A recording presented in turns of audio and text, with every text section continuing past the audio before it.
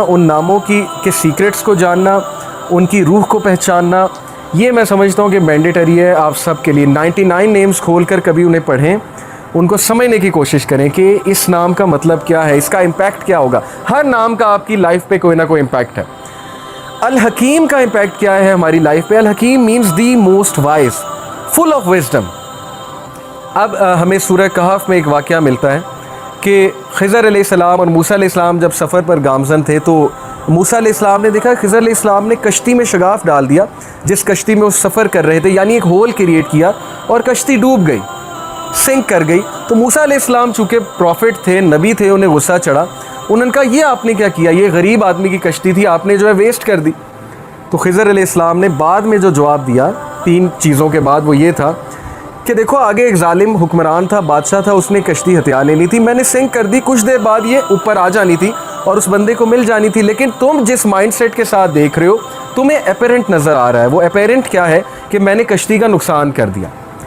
अब इसी तरह हमारी लाइफ्स में कई जगह हमें ठोकरें लगेंगी, हमें दाग लगेंगे, ठीक है, हमें हमारी ज़िंदगी में शगाफ डलेगा, कोई ठोकर लग के कोई बहुत बड़ा हादसा हो जाएगा और फिर लोग पूछते हैं ना वाई मी, मेरे साथ क्यों, मेरे साथ क्यों। कुछ तो हमारी गलतियाँ होती हैं, बल्कि मेजॉरिटी हमारी गलतियाँ होती हैं। सूरह यूनुस में है, चैप्टर 10 वर्स 44, अल्लाह कहते हैं अल्लाह इंसान पे जुल्म नहीं करता, इंसान खुद जुल्म करता है अपने आप पे, डिसीजंस गलत लेके। उसे पता है सही क्या गलत क्या। अगर उसने कुरान नहीं पढ़ा तो एटलीस्ट उसकी फितरत उसे बताती है, सिक्स सेंस बताती है चीज़ गलत है।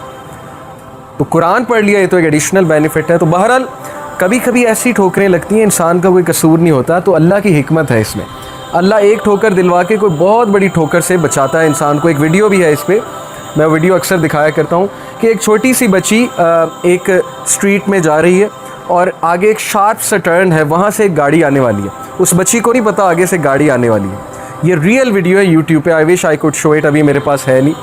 तो सीसीटीवी कैमरास लगे हैं स्ट्रीट में। वो बच्ची पता नहीं किसकी है, बहरहाल गुम गुमा के वहाँ पर सड़क पे चल रही होती है। गाड़ी जब आने लगती है एकदम बच्ची को ठोकर लगती है, बच्ची गिर जाती है, गाड़ी उसके ऊपर से गुजर जाती है, बच्ची खड़ी हो जाती है। इसमें क्या हिकमत है कि अगर उसको ठोकर ना लगती, गाड़ी ने उसे हिट करना था, उसके माँ बाप ने परेशान होना था, माँ बाप ने रोना था कि बच्ची हमारी मारी गई। ये छोटी सी एग्जांपल ही काफ़ी है हमारे लिए, अगर कोई समझना चाहता है। बात असल में पॉजिटिव माइंडसेट की, चीज़ों की इंटरप्रिटेशन की, पर्सपेक्टिव की। It's all about perspective. जिसने समझना है वो समझ जाएगा कि हमें भी ठोकर लगती है ताकि हम एक बहुत बड़े मसले से बच सकें। और ये चीज़ें हमारे सामने क़यामत वाले दिन खुलेंगी और हम सजदे में गिर जाएंगे कि वाकई अल्लाह आपने मुझे कितने बड़े हादसे से बचा लिया। बहुत से लोग एक जगह ज़ाहिर चाहते हैं मेरी शादी हो जाए और वहाँ पर नहीं हो पाती, कभी कभी मंगनियाँ टूट जाती हैं, लोग डिप्रेस हो जाते हैं कि ये क्या हुआ, कभी कभी निकाह टूट जाते हैं। तो आपको क्या पता वो चीज़ आपके लिए अच्छी थी कि बुरी थी, ये तो अल्लाह ताला ने बचा लिया ना। कल को हम अल्लाह का शुक्रिया अदा करेंगे कि मैं गलत साइड पे जा रहा था, अल्लाह ने मुझे बचा लिया। और सवाल कुछ लोग ये पूछते हैं कि नहीं सफ़रिंग करा के क्यों बचाया, क्योंकि सफ़रिंग नेसेसिटी है लाइफ में। अगर हम पेन से नहीं गुजरेंगे, हम पेन को अंडरस्टैंड नहीं करेंगे। अगर इमरान खान साहिब की वालदा को कैंसर ना होता तो शौकत खानम कभी ना बनता। समझ आ रही है? अगर पेन से ही नहीं गुजरा कोई तो वो क्यों किसी की मदद करेगा? तो some sort of suffering is necessary. But इंसान बहुत ज़्यादा जब सफ़र होता है वो उसका खुद का कसूर है, उसके माइंडसेट का कसूर है। नेक्स्ट एट्रीब्यूट इज़ अल हफीज़ द गार्डियन। अल्लाह ताला हमारी कैसे हिफाजत करता है, किस किस तरह हिफाजत करता है। अगर हम वो हमारे सामने हकीकत खुल जाए तो यही हकीकत काफ़ी होगी। मैं तो कहता हूँ 5 नमाज़ें फ़र्ज़ हैं, असल में 50 नमाज़ें फ़र्ज़ होनी थी। ज़िंदगी का मकसद ही इबादत है। बहरहाल किस तरह हिफाजत कर रहा है हमें अल्लाह ने, क्या क्या प्रोटेक्शन दी हुई है। हमारी आई लैशेज़ किस तरह डिज़ाइन हैं, डस्ट को किस तरह रेजिस्ट करती हैं, नॉस्ट्रिल्स जो हैं उनका क्या काम है, हमें छींक क्यों आती है। अगर आप सिर्फ इस साइंस में कभी पढ़ लें कि हमें छींक क्यों आती है, वाई डू वी स्नीज़, तो आप अल्लाह का इतना शुक्र अदा करेंगे। मैकेनिज़्म है बॉडी का। फिर हमारा इम्यून सिस्टम किस तरह से वर्क कर रहा है, ओके, ये अल्लाह ताला ने बनाया, अल्लाह ताला ने दिया है। पहचानो अल्लाह ताला को, ये अल्लाह की क्रिएशन है, अल्लाह ताला की देन है। तो अल्लाह आपकी हिफाजत कर रहा है। और फिर ये आया सूरह अल-अनाम की वर्स 59 के not a leaf falls but he knows it. पत्ता भी नहीं गिरता लेकिन अल्लाह को पता है। तो जब पत्ता गिरने का अल्लाह को पता है तो इंसान के गिरने का अल्लाह को नहीं पता होगा, जो कि अल्लाह की बेस्ट क्रिएशन है। तो इंसान गिरेगा, ठोकर खाएगा, दुख में जाएगा, अल्लाह को पता है। बस एक बार बुला लो अल्लाह को, उस आह में अल्लाह ताला को पुकार लो कि या अल्लाह बस हो गई है, या अल्लाह मदद कर दें, या अल्लाह इस चीज़ से जान छुड़वा दें, या अल्लाह मैं हराम से बचना चाहता हूँ, मुझे बचा लें, या अल्लाह मैं तंग आ गया हूँ इस ज़िंदगी से, इस लाइफस्टाइल से, मुझे निकाल लें। That's it. ये कहने की देर है और अल्लाह 10 स्टेप्स लेंगे। आपने एक स्टेप लिया, आपने एक बात की, अल्लाह ताला 10 स्टेप्स लेंगे। ओके, तो पॉजिटिव रहें अल्लाह ताला के बारे में। अल्लाह ताला के बारे में कभी ये ना सोचें वो आपकी नहीं सुनेंगे। एंड देन सूरह तूर verse number 48, so endure patiently under the judgment of your lord, for verily you are under our eyes. Patient रहो, सब्र से अल्लाह ताला के जजमेंट का इंतज़ार करो, क्योंकि तुम अल्लाह ताला की आइज़ के अंडर हो, तुम्हें अल्लाह देख रहा है, अल्लाह is watching you. And glorify the praises of your lord when you get up from sleep. और अल्लाह की हमद बयान करो, ये तुम्हारे फ़ायदे में है, तुम्हारे नफ्स के लिए फ़ायदा मंद है। देखें, मुश्किलें तो आनी हैं, अगर कोई इस चीज़ का इनकार कर दे, वो लाइफ की नेचर का इनकार कर देगा कि प्रॉब्लम्स नहीं आनी। Happy go lucky is nothing, this is not a true thing कि बस हर वक्त हैप्पीनेस है। मुश्किलें आनी हैं, उन मुश्किलों के लिए तुम्हें स्ट्रेंथ चाहिए। वो स्ट्रेंथ तुम्हें जिस तरह नमाज से मिलेगी, दुआ से मिलेगी, किसी और चीज़ से नहीं मिलेगी। थेरेपी से थोड़ी बहुत मिलेगी, साइकोलॉजिकल थेरेपी से हो सकता है किसी की बात सुन के मिल जाए, लेकिन जो स्ट्रेंथ नमाज देती है, दुआ देती है, उसका मुकाबला ही कोई नहीं। ये तो आप सब ने फील किया होगा अपनी लाइफ में। तो इसलिए you are under our eyes and glorify the praises of your lord when you get up from sleep, यानी नमाज अदा करो, अल्लाह ताला से मदद मांगो। अब देखिए, हिफाजत की बात है। कौन है जो रिस्क में डालता है अपने आप को अल्लाह की हिफाजत से? अल हफीज़, अल्लाह हिफाजत करता है। अब हम अपने आप को रिस्क में डालते हैं कैसे? सही मुस्लिम की हदीस है, हूएवर प्रेज फजर is under the protection of अल्लाह, so do not fall short with regard to the rights of अल्लाह। अल्लाह के राइट्स हैं, नमाज अल्लाह का राइट है। We are bound by rights in this world.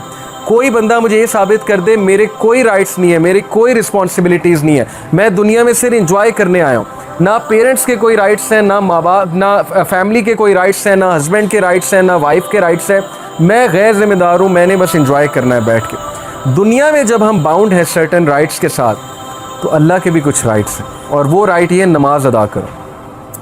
तो जो कोई फजर नहीं पढ़ता, तो फिर सोच ले, इसका काउंटर व्यू ये है, अगर बात ये कि अल्लाह की प्रोटेक्शन में आ जाता है, जो नहीं पढ़ता फिर वो रिस्क करता है इस प्रोटेक्शन को। ओके, तो फजर जो है वो हमें प्रोटेक्शन में डालती है अल्लाह ताला के। फिर अल्लाह ताला का एक नाम है अल-मुमिन।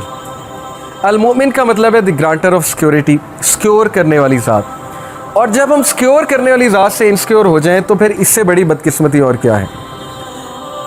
जब बच्चे को मार पड़े या जब बच्चे को ठोकर लगे, तो वो माँ के पहलू में जाके, आपने देखा होगा, सिक्योरिटी लेता है, माँ के दामन में जाकर वो हिफाजत लेता है, उसे सिक्योरिटी फील होती है माँ को गले लगा के। पेरेंट्स कितनी बड़ी नेमतें हैं कि नहीं है? हमें जिस तरह पेरेंट्स समझ सकते हैं दुनिया में और कोई नहीं समझ सकता। जैसे आज से कुछ साल पहले एक भाई था, उससे बात हो रही थी, तो उसने कहा कि अली भाई मेरे ये मसले हैं, लेकिन आप, मुझे डर है आप जज करेंगे मुझे।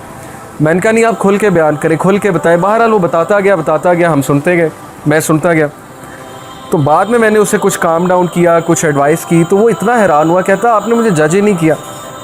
तो मैंने कहा सोचो, मैं मखलूक हूँ, अगर मैंने जज नहीं किया तो अल्लाह ताला इनफाइनाइट टाइम्स, यानी तुम अल्लाह से डरते हो, अल्लाह से बात शेयर करते हुए डरते हो। इंसान तुम्हें जज नहीं कर रहा, अगर तुम्हारा दोस्त अच्छा है वो तुम्हें जज नहीं कर रहा, तो उस दोस्त का खालिक कौन है? अल्लाह ताला है। तो अल-मुमिन, सिक्योरिटी कहाँ से लेनी है? अल्लाह से लेनी है। किसके दामन में जाके आपने छुपना है? अल्लाह के दामन में जाके छुपना है। अल्लाह की हिफाजत सबसे बड़ी हिफाजत है। और फिर अल्लाह का ये एट्रीब्यूट अल-वकील। अल-वकील का मतलब वकालत करने वाला नहीं है, अल-वकील का मतलब है डिस्पोजर ऑफ अफेयर्स, अफेयर्स को डिस्पोज करने वाला। हर चीज़ उसकी इजाज़त से होती है, ख़ास हिकमत के मुताबिक। उसके पीछे इनफाइनाइट विजडम है जो ह्यूमन बींग्स अंडरस्टैंड नहीं कर सकते। डिस्पोजर ऑफ अफेयर्स, जिस बंदे का अल्लाह पे ये बिलीफ आ जाए कि सारे के सारे अफेयर्स उसके कंट्रोल में हैं, मेरा कोई कुछ नहीं बिगाड़ सकता, अगर अल्लाह इजाज़त देंगे तो शायद कोई तकलीफ़ आ जाए, नहीं देंगे तो पूरी फ़ौज मेरे ख़िलाफ़ लड़ने आ जाए, मेरा कुछ नहीं बिगाड़ सकती। खालिद बिन वलीद की मिसाल आपके सामने है। सहाबा कहते हैं कि वो सफ़े अव्वल में होते थे, अपना घोड़ा दौड़ा रहे होते थे, और वो शख्स शहीद नहीं हुआ। लोग जो है वो जिहाद पर देखे ना, उस दौर में डरते थे जाने से कि नहीं हम तो शहीद हो जाएंगे, हम तो मर जाएंगे, हमें कोई तीर लग गया, कोई तलवार से ज़ख़म लग गया, हम तो मर जाएंगे। खालिद बिन वलीद फौत हुए। खालिद बिन वलीद कहते हैं कि मेरे जिस्म में एक भी जगह नहीं जहाँ स्वॉर्ड का निशान, ज़ख़म का निशान नहीं है, लेकिन देखो मैं आम आदमी की तरह मर रहा हूँ। Before his death, on his death bed he said कि बता दो सारे कॉवर्ड्स को, tell all the cowards of this world, कि अगर मौत मैदान जंग में होती सबसे पहले मैं मरता। ये होता है अल्लाह ताला पर बिलीव कि कोई कुछ नहीं कर सकता। लेकिन इसका ये मतलब नहीं कि आप बेवकूफ़ों की तरह अपने आप को बिल्कुल ही मरवा दें। तैयारी करके जाए, खालिद बिन वलीद तैयारी करके जाते थे। ये नहीं था कि वो बग़ैर तैयारी के, बग़ैर तलवार के कूद पड़ते थे मैदान में, लेकिन अकीदा ये था कि